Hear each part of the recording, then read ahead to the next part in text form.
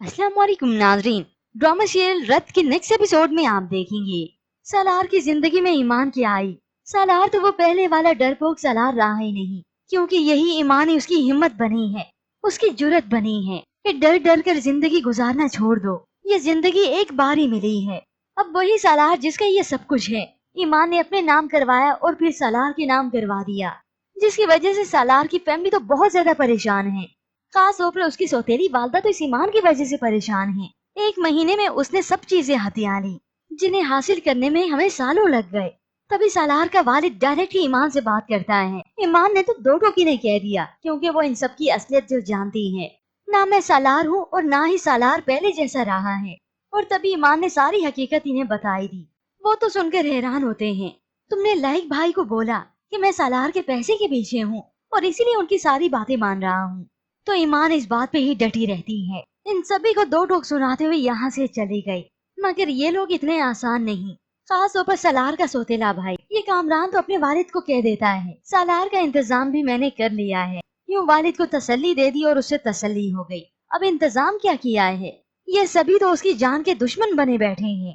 ऐसे में ईमान को शक होता है। अगले दिन फिर आ गई, सालार की सौतेली वालदा को दो टोक सुना देती है। सालार को अगर एक खराश भी आए ना तो अच्छा नहीं होगा।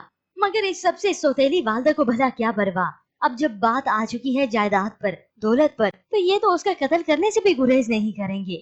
ऐसे में वहाँ पर ईमान के वालिद, जो कि काफी क्रिटिकल सिचुएशन में हैं, जिंदगी और मौत की कश्मकश में हैं, हॉस्पिटल में एडमिट हैं, तो सभी वहाँ पे इकट्ठे हो जाते। ईमान भी आ गई। यूँ इस हालत में अपने वालिद को देखकर परेशान हो गई। और वहाँ पर सालार, जो कि आज सूट बूट पहन कर गया है अपने ऑफिस में, और वो भी पहली मर्तबा, जो कि था ही उसका ऑफिस की बड़ी हुई चीजों को महसूस करता है, खुश होता है।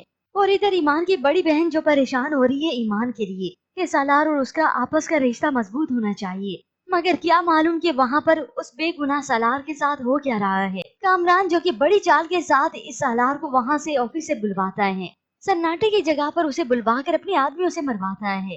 उसकी वो ऐसी धुलाई करते हैं कि सालार चाह कर भी अपना बचाव ना कर सका, उसे लहू लुहान कर देते हैं। और फिर यूं ही वो शदीद जख्मी हो जाता है।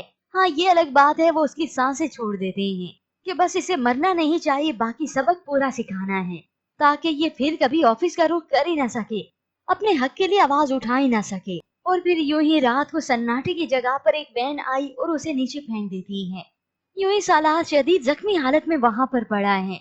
और यहाँ पर ईमान, जो कि घर वापस लौटी, तो परेशान हाल होती है। मगर ईमान ईंट से ईंट बचा देगी, सालार का पता तो लगा के ही रहेगी। हो सकता है कुछ लोग सालार को देखने के बाद हॉस्पिटल में एडमिट करवा दे। यूं ही सालार की जान बच जाती है।